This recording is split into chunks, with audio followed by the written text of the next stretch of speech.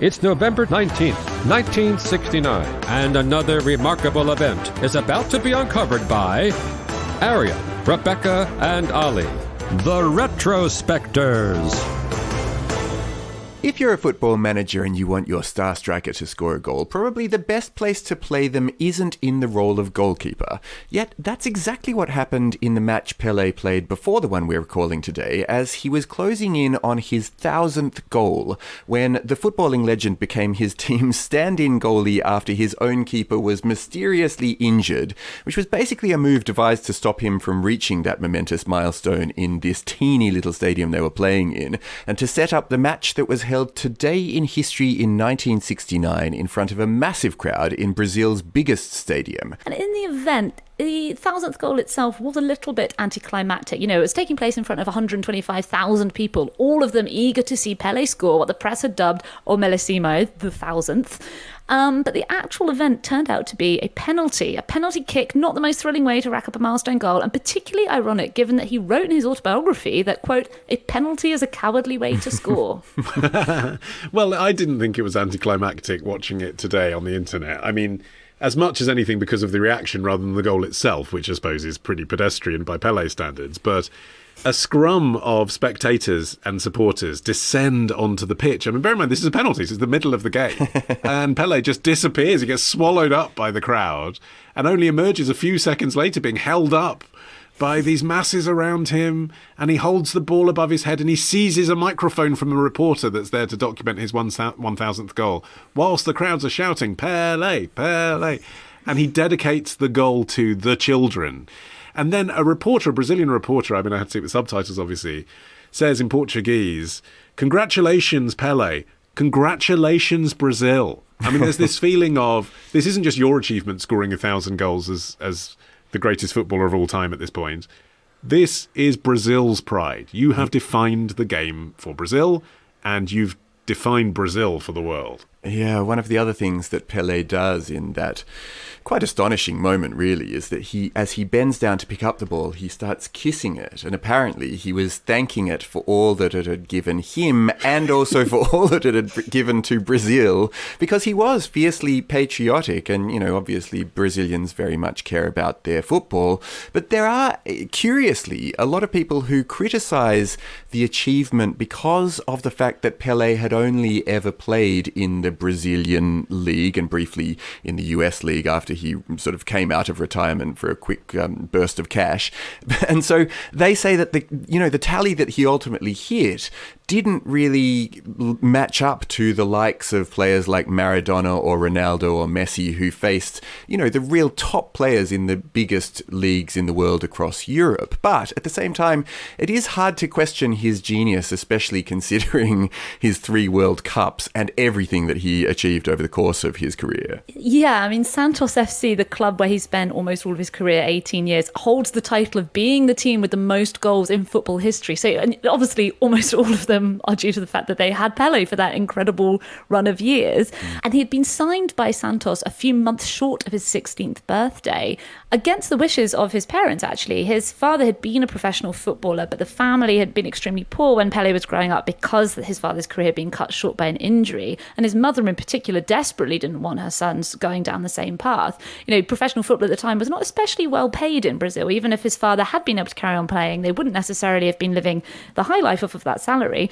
One of the reasons that Pelé was able to score so many goals, and we'll get to the goal tally later, was because Brazilian football clubs at the time scheduled as many friendlies as possible to maximise ticket sales, because that was where the revenue came from. Yeah, I mean, he was put into the national team at the age of 17, just 1 year into his Santos career, and had never left Brazil before heading to Sweden for the World Cup. And I heard that and I thought, God, he must have been incredibly precociously talented, and obviously he was, to get promoted to the Brazilian national team. But you kind of come to realise, reading up on Pelé, that Brazil wasn't Brazil then. Brazil has that reputation because of him. It was because of his skills that Brazil became this feared international team. And I also didn't know until I started looking into this, so on behalf of all of you who have never bothered to Google this, why is he just known by the one name, Pelé?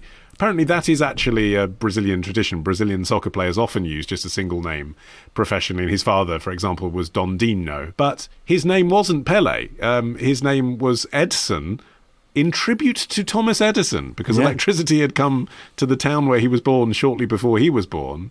But he used to idolise another player from his youth called Pelé, and then kids used to tease him for that.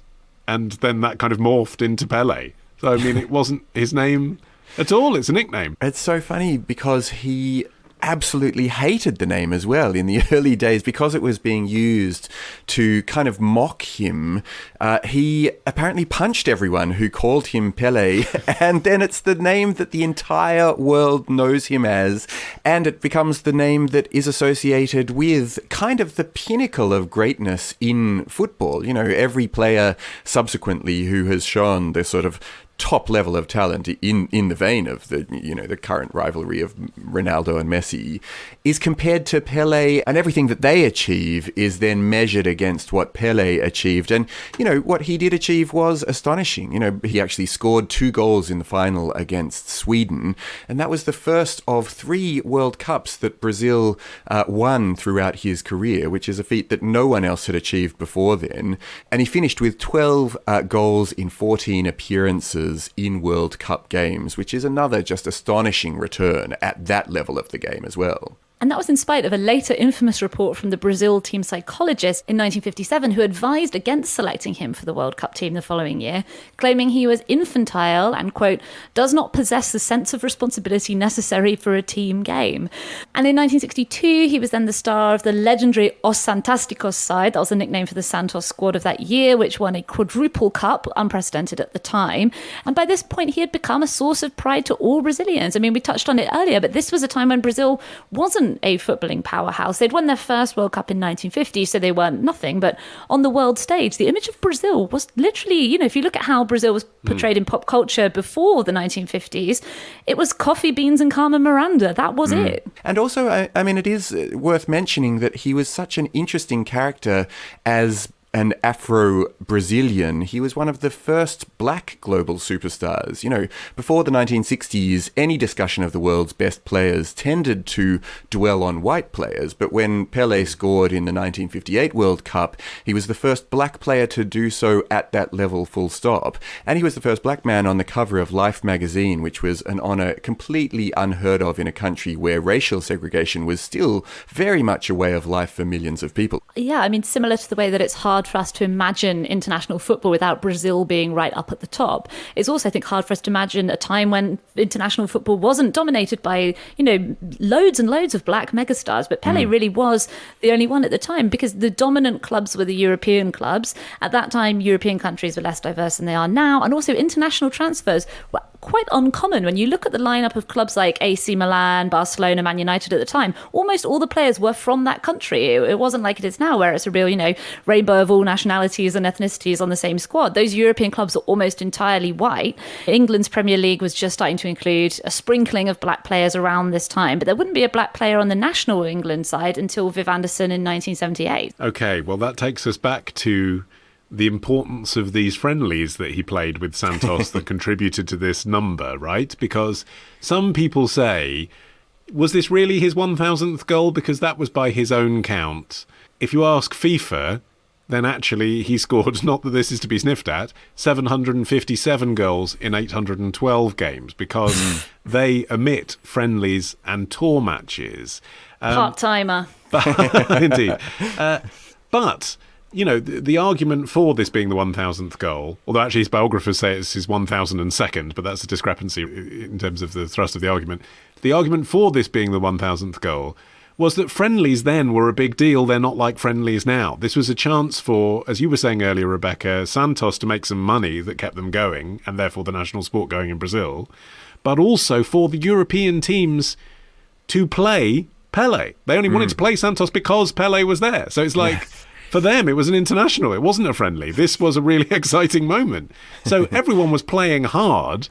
So why wouldn't you count the friendlies? I mean, in 1961, Santos were the only foreign team invited to a tournament to celebrate the 100-year anniversary of Italy's unification.